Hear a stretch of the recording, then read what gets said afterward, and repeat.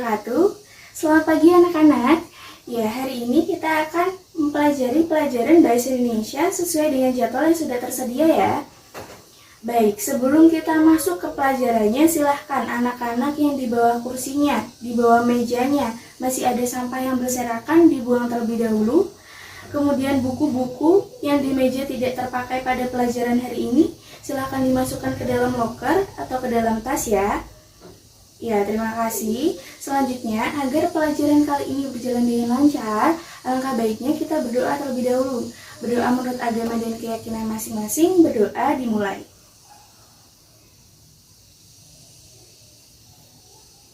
Berdoa dapat diakhiri. Ya, sebelum kita lanjut ke materi, hari ini apakah ada yang tidak masuk? Masuk semua ya, alhamdulillah. Ya, karena hari ini masuk semua, kita langsung saja lanjut ke materinya.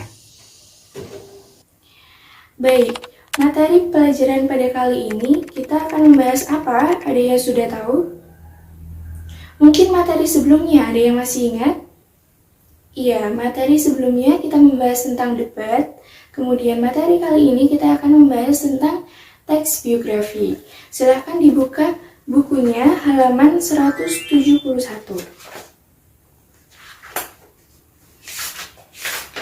Ya, di dalam teks biografi ini memiliki dua kompetensi dasar yang nantinya harus kalian pahami. Yang pertama adalah kalian nanti diharapkan mampu menganalisis aspek makna dan kebahasaan teks biografi. Lalu yang kedua, kalian nantinya bisa menyusun teks biografi sendiri. Sebelum kita memasuki keterampilan atau kompetensi tersebut, kita harus tahu terlebih dahulu apa itu biografi. Nah, jadi biografi itu merupakan bahasa yang berasal dari bahasa Yunani. Yang pertama, bio artinya kehidupan. Kemudian graphian artinya tulis. Sehingga biografi merupakan tulisan kisah hidup seseorang. Biografi ini bisa disajikan dalam bentuk beberapa paragraf saja.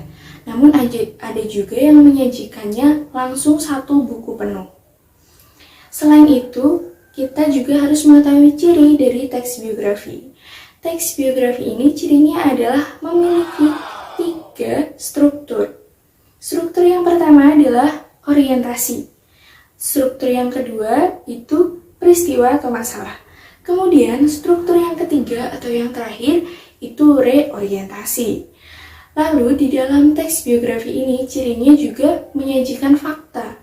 Sehingga hal-hal yang ditulis dalam teks biografi ini merupakan fakta dari tokoh yang ada di dalam teks biografi tersebut. Selain ciri, kita juga harus memperhatikan 4 hal dalam teks biografi. Yang pertama adalah judul. Yang kedua, hal menarik serta mengesankan yang ada di dalam tokoh dari teks biografi itu. Yang kedua, hal yang membanggakan atau mengharukan. Yang terakhir adalah hal yang dapat kita teladani setelah membaca teks biografi itu. Selain 4 hal tersebut, kita juga harus paham struktur-struktur itu maksudnya apa, Bu? Ya, ada yang masih ingat tadi strukturnya apa saja? Ya, ada orientasi, benar. Ada masalah atau peristiwanya. Kemudian yang terakhir, reorientasi. Orientasi itu ada di awal. Kalau di awal berarti tentang penggambaran awal dari teks biografi tersebut. Lalu yang kedua, masalah atau peristiwa.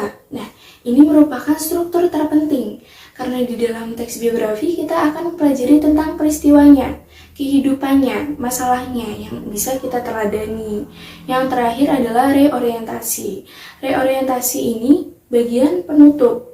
Jadi penutupnya itu tentang penulis yang ingin menyampaikan pesan dan kesannya dari teks yang sudah penulis tulis. Nah, ini bisa saja ada ataupun tidak dimasukkan, tidak apa-apa. Tidak wajib. Lalu yang terakhir itu macam-macam biografi. Ada macam-macam biografi. Yang pertama, dari segi sisi penulisnya. Ada autobiografi. Autobiografi ini yang seperti apa, Bu? Jadi, autobiografi ini ketika kita atau kalian menulis cerita kalian sendiri, biografi kalian sendiri. Misalnya kalian menulis masa kecil kalian yang pernah pindah sekolah atau pindah rumah dan sebagainya. Itu disebut autobiografi karena kalian tulis sendiri. Kemudian yang kedua, berdasarkan izin penulisan.